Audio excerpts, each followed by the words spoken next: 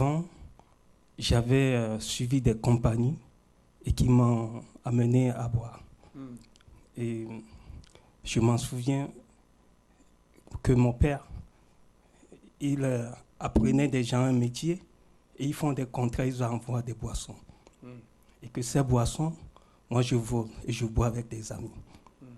Et à chaque fois quand je bois, je garde la bouteille avec un peu de boisson que je casse à la maison, que la boisson est cassée et je mélange avec de l'eau. Et puis ça m'a conduit, même à l'école, j'étais avec des amis, que quand on fait des cours, on sort pour aller boire. Et puis ça a détruit ma vie. Parce que quand je vois, la boisson, c'est moi qui ai enfermé dans la bouteille. Parce que sans la boisson, je peux rien faire. J'étais comme ça aussi. Et puis, je raisonne mal. Toujours, c'est moi qui ai raison. Vous étiez agressif? Agressif, oui. Vous étiez agressif quand vous buvez. Si vous étiez dans l'état normal, vous n'étiez pas agressif. Non, parce que j'ai la condition pour boire, mais je n'ai pas la capacité pour arrêter. Mais Dieu vous a délivré. Oui. Aujourd'hui, je ne suis plus la citerne de la boisson, mais je suis l'énergie pour pouvoir interrompre la boisson. Amen. Grâce à Dieu. Merci. Quand je suis arrivée au mois d'août au centre d'accueil, j'étais enceinte, mais j'avais un très grand problème spirituel. En même temps, j'entendais des voix qui me parlaient, tout ça. Je n'étais pas bien, mais j'étais enceinte. Même l'enfant, il était perturbé dans mon ventre. Et j'étais venue voir le pasteur Dominique et je lui avais expliqué. Il m'avait dit de venir tous les vendredis, pendant 7 vendredis, et puis tous les dimanches au culte de délivrance. Et au fur et à mesure, je venais et toutes ces choses-là commencent à partir. J'entendais plus des voix et je commence à venir. Mais à un moment donné, que l'enfant ne bougeait pas dans mon ventre. Et j'étais venue voir le pasteur Alfredo et je lui ai expliqué et il a prié avec moi. Il m'a dit que pendant 1 semaine, il ne bougeait pas du tout. Et il a dit que attendez-vous que l'enfant il va bouger à nouveau. Et il m'a imposé les mains, il a prié. Après, en partant de la porte, je sentais l'enfant, il était en train de bouger. Amen. Moment. Grâce à Dieu. Amen. Grâce à Dieu.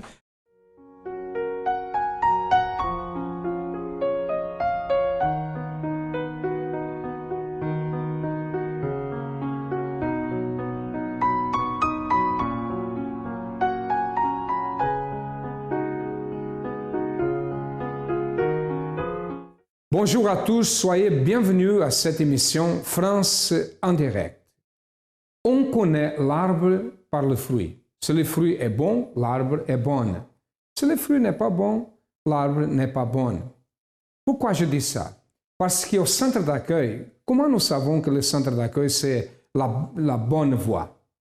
Comment nous pouvons dire que le centre d'accueil c'est la bonne voie? Imaginez que je suis ici pour vous dire que le centre d'accueil c'est bon, que la vie de la personne change, seulement ça. Et vous dites, mais montre-moi pourquoi vous dites que le centre d'accueil est la bonne voie. Bon, c'est à travers le témoignage.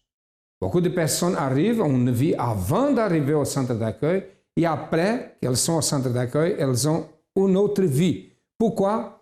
Parce qu'à travers un travail sérieux, un travail spirituel, à travers la pratique d'une foi surnaturelle, une foi intelligente, la vie de la personne change.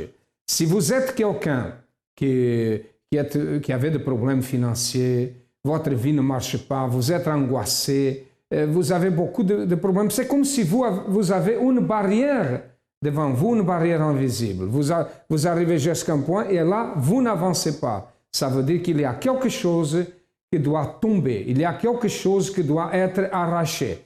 Nous allons écouter maintenant l'histoire de Maria.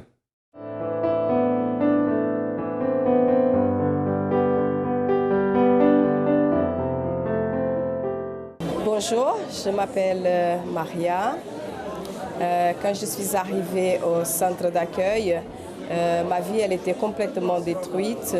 Je suis une personne qui a connu même la rue. J'avais des envies de suicide, j'étais quelqu'un de très dépressif.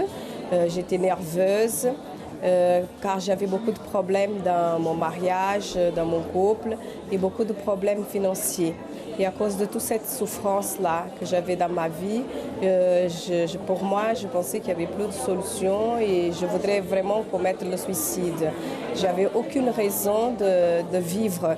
Il n'y avait rien qui pouvait me faire accrocher. Donc avec toutes ces difficultés, j'ai passé des difficultés, comme j'ai déjà dit, j'ai connu la rue, j'ai habité chez les gens.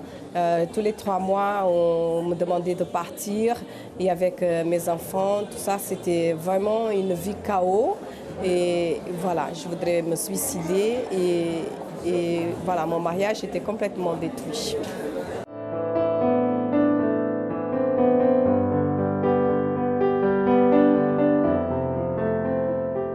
Alors, je m'appelle Géraldine. Aujourd'hui, j'ai 18 ans. Mais quand je suis arrivée au centre d'accueil, en fait, j'étais une jeune fille dépressive. C'est-à-dire que je me sentais vide à l'intérieur de moi. Et ce vide, en fait, il est né parce que mes parents, ils se sont séparés quand j'avais 10 ans. Et même avant de se séparer, en fait, on vivait dans une atmosphère de violence. C'était tout le temps des histoires avec mes parents.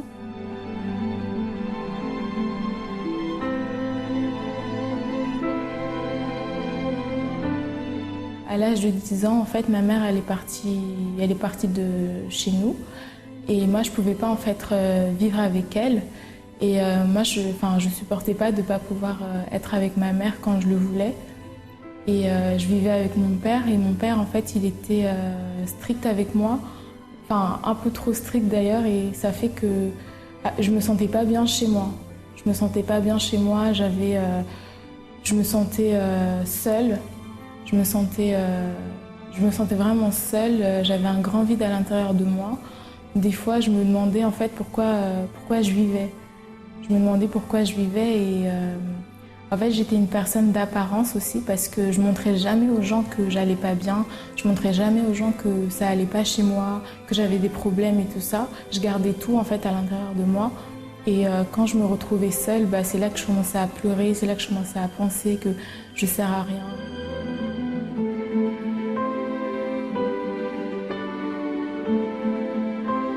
Avec mon père, ça n'allait tellement pas qu'à l'âge de 13-14 ans, j'ai décidé, j'avais envie de me suicider.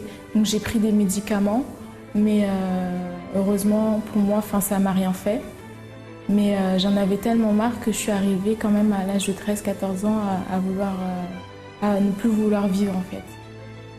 Et donc voilà, je suis arrivée comme ça, j'étais donc une personne dépressive, triste. Je me sentais vraiment vide à l'intérieur de moi et j'étais une personne d'apparence qui ne montrait pas en fait qu'elle allait pas bien.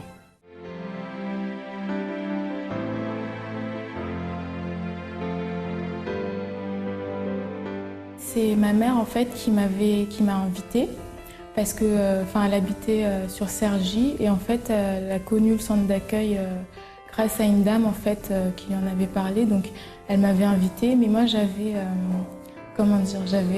du mal en fait à aller à l'église parce que je croyais en Dieu mais sans plus quoi. Et en fait je voyais un changement en ma mère, je voyais que déjà malgré ses problèmes elle avait tout le temps le sourire, elle avait tout le temps la joie de vivre. Donc un dimanche j'ai décidé de venir avec elle et en fait quand je suis venue j'ai trouvé en fait différent comment on enseignait en fait. Je trouvais ça différent et je trouvais que tout ce que le pasteur il disait en fait ça... J'avais l'impression, tout ce qu'il disait, je savais que ça me concernait. À travers le groupe jeune, j'ai commencé à venir à l'église. En venant au groupe jeune, en fait, à travers les réunions qu'on avait, spécialement pour les jeunes, à travers ce que le pasteur il disait, c'est là que j'ai compris qu'on pouvait être jeune, avoir une foi et comment pratiquer sa foi en fait. Aujourd'hui, je suis une personne totalement différente de quand j'étais arrivée. Donc j'étais arrivée dépressive. Je me sentais seule, vide, et aujourd'hui, je peux dire que j'ai la joie, que même si je peux avoir des problèmes, tout ça, je sais que Dieu il est avec moi et j'ai une totale confiance en lui. Et en fait, juste d'avoir Dieu avec moi, je peux avoir tous les problèmes. Je ne serai plus la personne dépressive, vide, parce que je sais qu'il est avec moi, qu'il est à l'intérieur de moi. Et avec lui, je sais que enfin, que j'ai la joie, j'ai la victoire, j'ai tout ce que je veux en fait. J'ai Dieu, donc j'ai tout. Parfois, vivre devient difficile.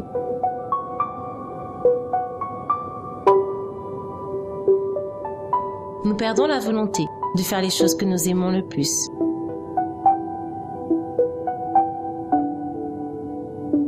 Nous connaissons cela, car nous sommes passés par là. Il existe une solution.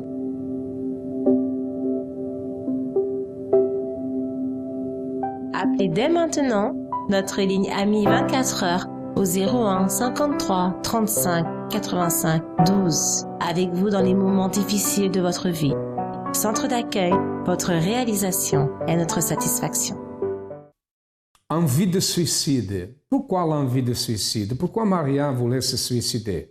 Parce que sa vie était détruite. Elle a dormi dans la rue. Elle avait beaucoup de problèmes dans son mariage. Sa vie financière est par terre. Elle n'avait aucune raison de vivre. Beaucoup de personnes cherchent la voie qui amène à la mort, le suicide, que c'est la fin.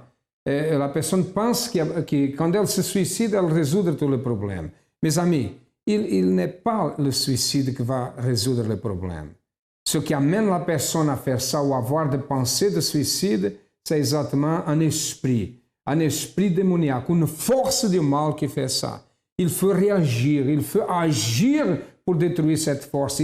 Et cette bataille, nous faisons au centre d'accueil. Les personnes sont délivrées. Si vous avez un problème, nous sommes là pour vous aider. Regardez qui est aujourd'hui Maria après avoir connu le centre d'accueil.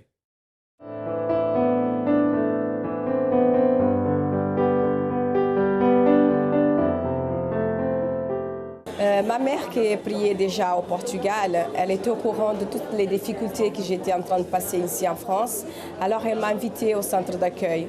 Au début, je ne voulais pas aller. D'ailleurs, j'ai pris même quelques années avant d'accepter pour y aller. Mais quand ma souffrance est arrivée vraiment à l'extrême, où je ne pouvais rien faire, j'ai essayé cette porte. Donc j'ai dit, bon, je n'ai plus rien à perdre, alors je vais essayer cette porte. Et cela, ça fait à peu près plus de 16 ans que je suis arrivée au centre d'accueil. Et quand je suis arrivée au centre d'accueil, tout ce que j'ai entendu parler sur l'hôtel, ce que les pasteurs prêchaient, tous les conseils que j'ai reçus, j'ai mis en pratique.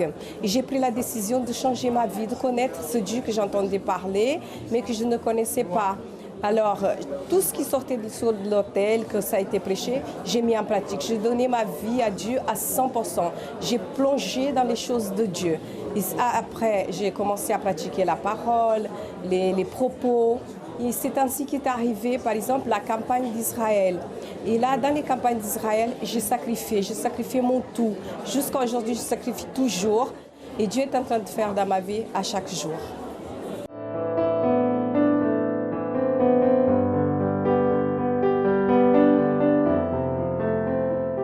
Bonjour mademoiselle. Bonjour, Comment vous appelez-vous et de quelle ville venez-vous? Léonie et je viens de la plaine Stade de France. Je m'appelle Landou Sami, je viens de la ville de Montero. Je viens de Paris, j'habite le 5e arrondissement. Je m'appelle Dina Hortense Nga. Que représente le centre d'accueil pour vous? Alors le centre d'accueil représente pour moi la présence de Dieu. En fait, l'hôtel pour moi c'est la présence de Dieu. Et c'est une importance capitale dans ma vie, dans la mesure où j'ai besoin de la direction de Dieu dans chaque chose que je fais. Le centre d'accueil, ça présente tout pour moi. Le centre d'accueil pour moi, c'est vraiment c'est une maison, une famille. C'est vraiment un accueil que tout le monde, où on peut se sentir bien.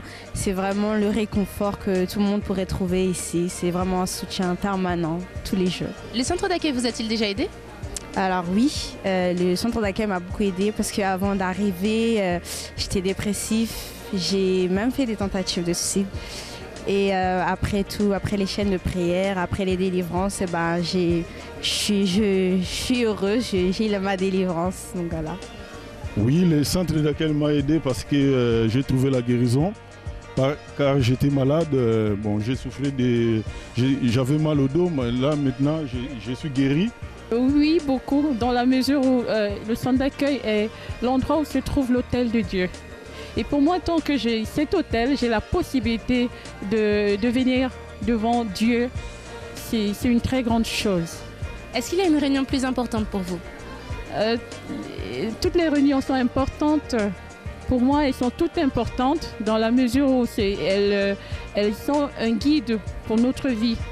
Et donc, c'est vrai que je viens souvent le lundi, le mercredi et le vendredi et même le dimanche. Et samedi matin quand je peux. Et puis voilà. Alors moi, c'est surtout le mercredi. Car le mercredi, qu'on étudie vraiment, il y a vraiment quelque chose en plus qu'il n'y a pas les autres jours, qui apporte un plus dans chaque chrétien, chaque jour, parce qu'on apprend tous les jours. Et c'est vraiment la direction que j'apprécie le plus la semaine.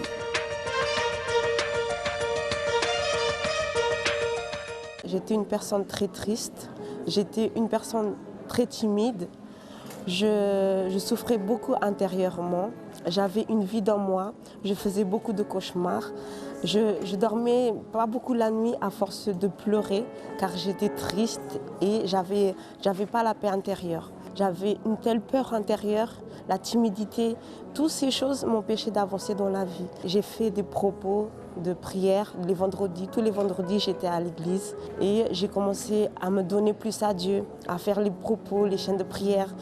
Tous les campagnes d'Israël que j'ai fait, je les ai fait pour ma vie spirituelle parce que intérieurement j'étais vide et j'avais pas la paix. Je cherchais un moyen de m'en sortir. Aujourd'hui je suis une personne, j'ai la paix intérieure, j'ai l'amour de Dieu le plus important, j'ai son esprit, je le sers de tout mon cœur et je vous conseille de vous donner réellement à Dieu parce que c'est à partir du moment où que nous remettons notre vie entièrement entre les mains de Dieu que Dieu agit en nous. Suite à la mort de mon petit frère à l'âge de 10 ans, j'ai sombré dans une grande dépression, je voulais mourir, j'avais goût à rien et ce qui a fait que j'ai fréquenté des mauvaises personnes.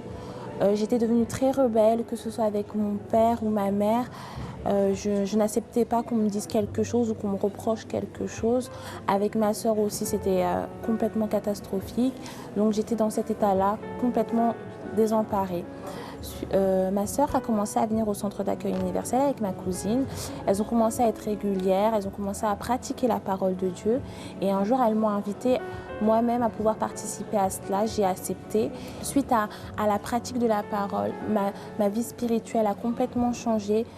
Moi qui étais une personne angoissée, triste, qui n'avait pas confiance en moi, Dieu a commencé à agir. J'ai commencé à m'aimer tout d'abord et j'ai commencé à être délivrée mais de tout ce qui m'oppressait. J'ai pu recevoir la paix de Dieu dans ma vie et ma vie spirituelle a complètement changé suite à cela. J'avais des problèmes de stress, je faisais des crises de spasmophilie, j'étais tellement stressée, j'avais des migraines. J'étais malade de la polyarthrite à cause de tous les problèmes qui étaient dans ma vie, dans tous les domaines, dans la vie financière, dans le travail, la vie sentimentale. À l'intérieur de moi, j'étais vraiment pas bien. J'avais pas confiance en moi. Les gens d'ailleurs me rejetaient partout parce qu'ils me disaient qu'on ne me supporte pas, on voulait pas de moi, j'étais marginalisée.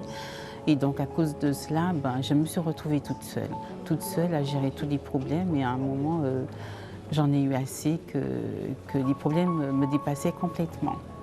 Et donc c'est à partir de là, j'ai dit qu'est-ce que je pouvais faire. Je me suis posé la question et j'ai rencontré une copine qui m'a remis un semeur et à partir de là, elle m'a dit que va voir, va à l'adresse et va voir et tu verras, ta vie va changer. Mais à travers sa façon de me parler, je voyais déjà une transformation dans sa vie. Donc j'étais tout de suite convaincue que moi aussi j'aurais pu être changée, ma vie aurait pu avoir un autre tournant. Et donc je suis partie au centre d'accueil.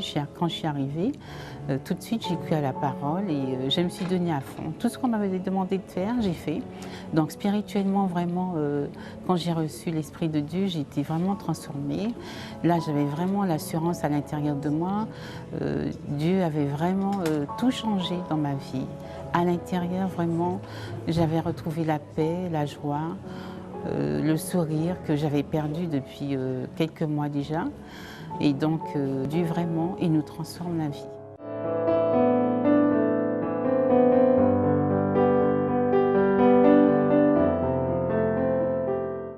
Alors, j'ai eu premièrement, à rencontre avec Dieu. J'étais délivrée, Dieu m'a délivrée des esprits de suicide, l'angoisse, la tristesse. J'ai connu Dieu en vie. Alors, j'ai été née de nouveau, j'ai eu la nouvelle naissance. Et Dieu a commencé à transformer ma vie. Alors, j'ai été bénie dans mon mariage. Dieu a transformé mon mariage. Aujourd'hui, je suis dans la présence de Dieu. Mon mari est dans la présence de Dieu. Mes enfants, nous sommes tous dans la présence de Dieu. Et Dieu m'a bénie aussi financièrement parce qu'il m'a bénie avec une entreprise. J'ai mon propre entreprise qui marche très bien aujourd'hui. J'ai ma maison. Aujourd'hui, j'ai une villa de 11 mètres carrés. J'ai de bonnes voitures. Je roule en Mercedes. Et ma vie financière, elle est complètement transformée. Je pars en vacances, par exemple, toutes les années avec ma famille, toute ma famille. Nous avons déjà connu plusieurs pays. J'ai une vie d'abondance. Je ne manque de rien. Dieu a transformé ma vie à travers la campagne d'Israël et mon arrivée dans le centre d'accueil.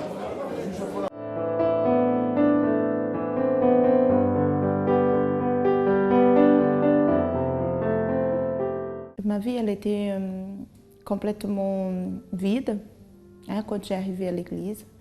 J'étais une personne déprimée, j'avais beaucoup de problèmes spirituels, je ne dormais pas, j'avais des cauchemars, beaucoup de maladies.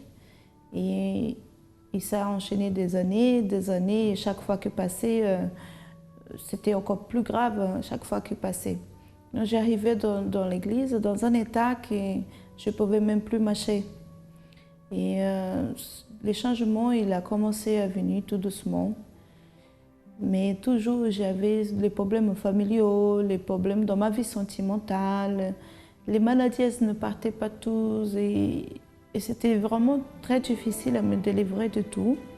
Et je ne savais même pas comment continuer. Parce qu'à chaque fois, je n'arrivais pas à avancer. C'était toujours dans un état pareil. C'est vrai qu'il y avait beaucoup de choses qui avaient amélioré. Mais je n'arrivais pas à avoir une vie familiale normale. Pas tout à fait. Donc, du coup, j'ai continué à aller à l'église. Je ne comprenais pas tout à fait les choses. Et à chaque propos, j'ai participé. Mais j'avais l'impression que je n'arrivais pas à avancer. Je continuais avec les mêmes comportements, les mêmes attitudes. J'ai gardé un peu de vices. J'étais un peu coléreuse, très nerveuse. Et juste un moment que je ne pouvais plus continuer comme ça dans l'église. On voyait tellement de témoignages. J'ai insisté vraiment à changer.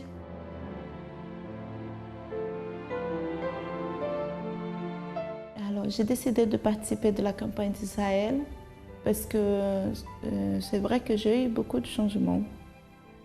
Mais ce n'était pas encore ça. J'avais beaucoup de racines et de traumas qui étaient cachés. On est dans l'église et ça reste toujours des choses qui sont cachées. Et si on ne prend pas de décision, ça reste toujours là. Donc, il fallait vraiment que je change mon esprit. Je me suis lancée. Alors, j'ai donné tout ce que j'avais, encore plus de moi. Plus d'amour pour ma famille, plus de pardon. J'ai donné plus de temps à les choses de Dieu. Le changement, il est venu. Ce n'était pas quand je montais sur l'autel. C'était quand j'ai accompli la totalité de mon propos. J'étais sûre et certaine que les promesses que l'Éternel il avait faites de me faire devenir une nouvelle personne, ça allait s'accomplir. Et quand je me suis élevée, que j'ai regardé au miroir, j'étais déjà plus la même personne. La façon de penser, d'agir, de marcher, de s'habiller, j'avais plus la même façon de voir les choses dans mon travail, dans ma maison. Le changement, il était évident. Ça se voyait avec moi et mes enfants. Où j'allais, je ne voyais plus les choses comme avant. Je n'avais plus la même façon de penser. Et tout est changé. Vendredi, jour de libération spirituelle. Malchance, malédiction, énergie négative, insomnie, cauchemar, jalousie et sorcellerie. nous allons briser toutes ces forces négatives qui sont peut-être dans votre vie. Dans l'une de nos conférences à 7h, 10h, midi, 15h et 20h. Centre d'accueil de Paris. 254 rue du Faubourg Saint-Martin, 75 010 Paris. Ou dans le centre d'accueil le plus proche de chez vous. Découvrez lequel en appelant notre ligne AMI 24 heures ou sur centredaccueil.net.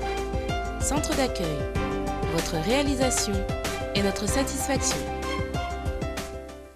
Aujourd'hui, son mariage transformé, elle est une autre personne, elle ne dort plus dans la rue, dans une ville d'11 pièces. Hein? Et elle a aussi 1000 mètres, dans un terrain de 1000 mètres carrés. Elle a sa propre entreprise. Sa vie a changé complètement. Pourquoi? Qu'est-ce qui s'est passé au centre d'accueil? Qu'est-ce qui s'est passé? Elle a participé de la campagne d'Israël, elle a participé des chants de prière, elle a profité de l'opportunité, elle a écouté la prophétie et a pratiqué la prophétie que Dieu avait gardée pour elle. Dimanche, ce dimanche, nous aurons, sera le dimanche de la prophétie très importante. Venez préparer parce que Dieu a gardé une prophétie pour vous, vous qui avez des problèmes comme elle. Regardez le changement. Avant, détruite, vivait dans la misère, dormait dans la rue, mariage détruite. Aujourd'hui, une personne heureuse, elle vit dans une ville d'11 pièces, elle a dans un terrain de 1000 mètres carrés, elle a sa propre entreprise, elle est une personne qui a la joie. Avant et après, c'est à travers l'arbre que nous connaissons le fruit. Au soir, si le fruit est bon, l'arbre est bon. Nous sommes situés au 254 de rue du Faubourg Saint-Martin, ici au 10e à Paris. Nous avons d'autres centres d'accueil, en Lyon, à Marseille, enfin, dans beaucoup d'endroits de France, pour que vous puissiez le connaître. Appelez-nous, regardez dans votre téléviseur, votre ordinateur, les adresses qui passent et cherchez le centre d'accueil le plus proche et votre vie changera parce que nous sommes là pour vous aider si vous avez besoin de notre aide. À demain et que Dieu vous bénisse à tous abondamment.